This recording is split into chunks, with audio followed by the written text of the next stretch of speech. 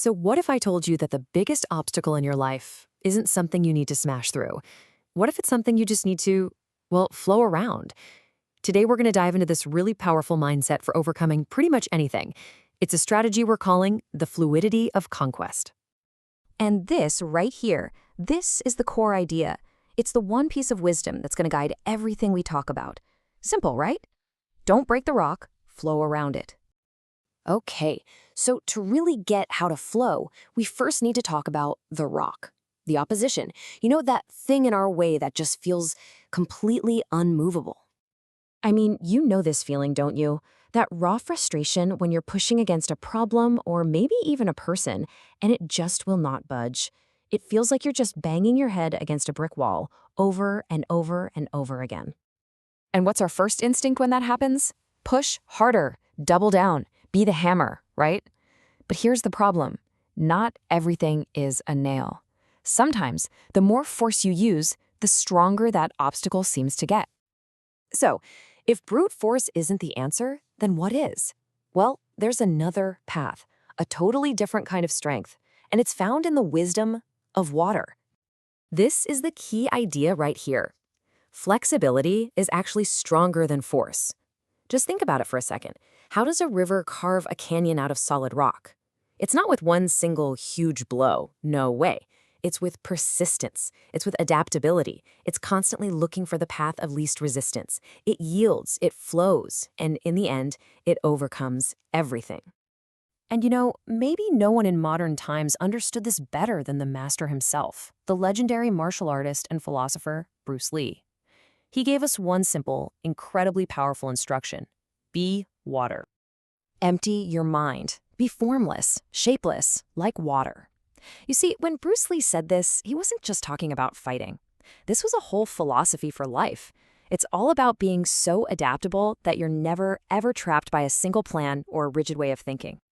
So how did he actually do this? Well, it really boiled down to three things. First, adaptability. Just molding yourself to any problem, the same way water fills any cup you pour it into. Then, emptiness. And that means clearing your mind of all those stubborn ideas that hold you back. And finally, finding that path of least resistance. See, you don't crash into the obstacle. You flow. You find the little cracks and openings, and you keep moving forward. But look, this wisdom is ancient. We're talking centuries before Bruce Lee, another legendary warrior, lived by this exact same code. The undefeated samurai Miyamoto Musashi, who absolutely perfected the strategy of the fluid mind. Musashi wrote that true martial arts means practicing them so they will be useful at any time. What does that really mean? It means mastery isn't about perfecting one move. Not at all. It's about developing a mind that's so strategic, so fluid, that you can use any tool in any situation to win. Musashi's whole strategy was about total fluidity. He had no fixed form. I mean, he was famous for using two swords, but honestly, he'd use anything to win. He practiced what he called pure perception, seeing the situation for exactly what it was without ego getting in the way. And most important, he maintained constant flow. For Musashi, to stand still, to stagnate, was to die.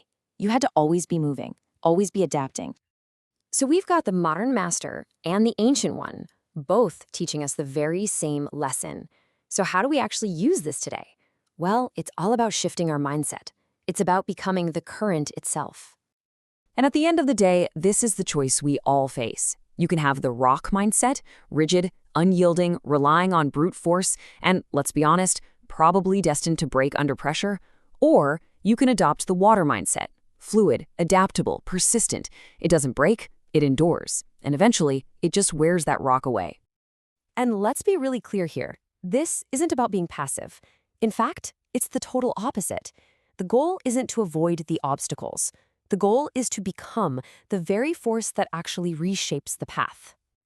So I'll leave you with this thought. Take a good look at the challenges right in front of you and just ask yourself one question. What rock will you flow around today?